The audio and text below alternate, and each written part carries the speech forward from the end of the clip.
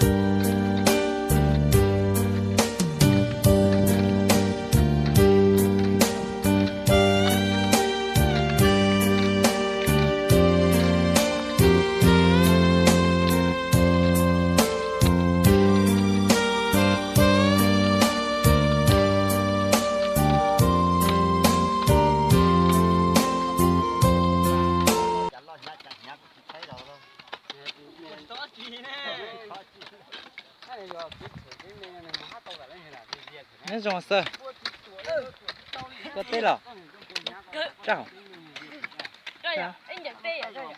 chỉ nên sao phỏng này là sơ chia tôi nó mà tôi nói lấy lồng có bỏ lấy tao hú có mất cái tụi sáu tông cho nó có bao sáu tông có bốn mua sáu tông cho mua sao mua lò hai giờ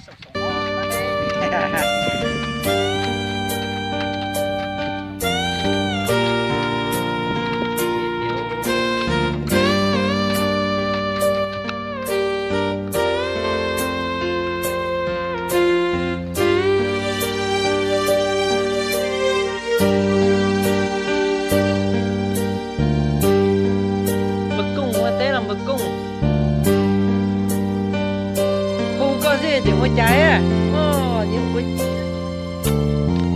cái, giờ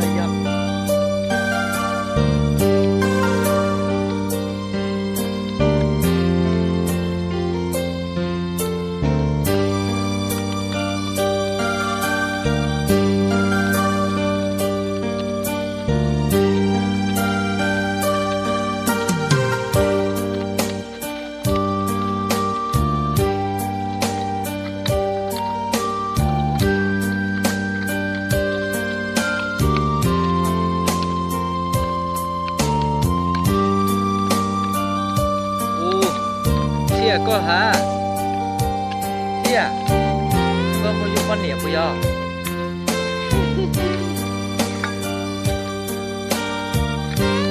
Yêu.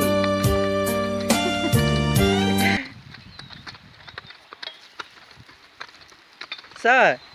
Sao tôi bớt chiều, chiều nhóc có quan niệm.